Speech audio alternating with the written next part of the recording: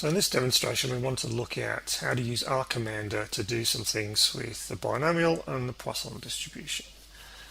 Okay, so here's RCommander. We go to the distributions menu, and under discrete distributions, because the binomial and the Poisson only take discrete integer values, we'll find a whole bunch of distributions listed here. The binomial distribution is the top one and the Poisson is the bottom one.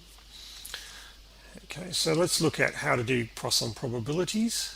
If we go across to Poisson, we can find the middle entry there is Poisson probabilities.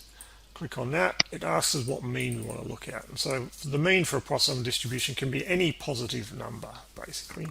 So if we leave it at 1, the mean of the Poisson being 1, that's the lambda parameter from lectures.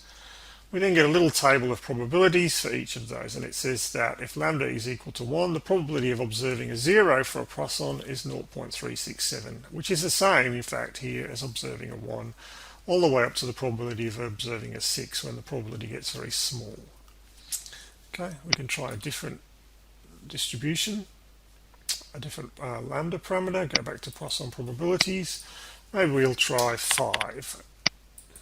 If we look at that, we see it goes out much further because it takes longer for the probability to get close to 0. Much larger numbers are more probable now when the mean is equal to 5.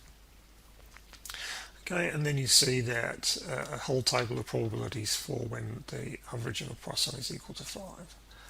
The other thing that's quite interesting is to be able to do a graph. If we go to the Poisson distribution again, you see the fourth entry there under Poisson distribution is plot Poisson distribution. And if we click on that, we can plot the distribution of 1. You get the choice here to do the mass function, that's what we're looking at, and the distribution function, that's basically a cumulative probability. So at the moment we're interested in the mass function, so we leave that okay. We'll leave the mean equal to 1. Okay, and then we get those probabilities from before, but now plotted on a graph. Okay, so here you see the probability of 0 is about 3 and a bit, same as the probability of 1, and it tails off quite rapidly.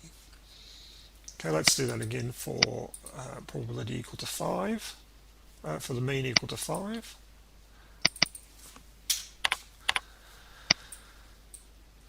Okay, we start to see this distribution, this spread of probabilities. And if we do it with a mean equal to, for example,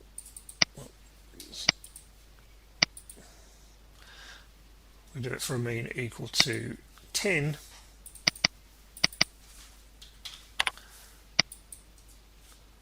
you see the distributions begin to look more and more like a normal distribution.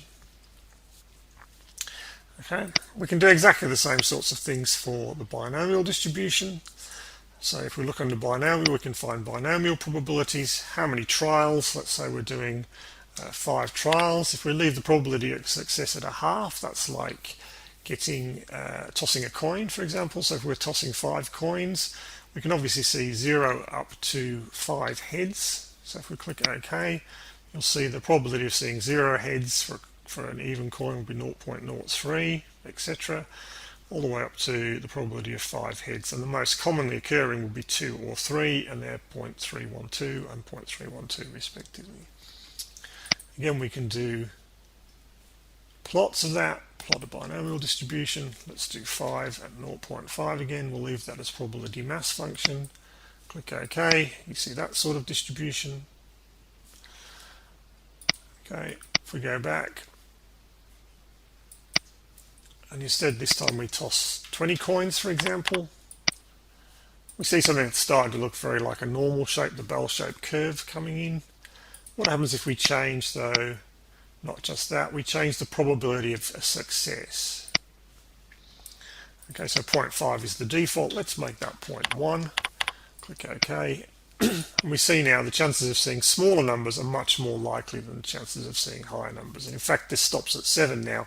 So even with 20 trials, it's not likely to see more than 7 successes when the probability of 1 success is only 0.1 or 10%.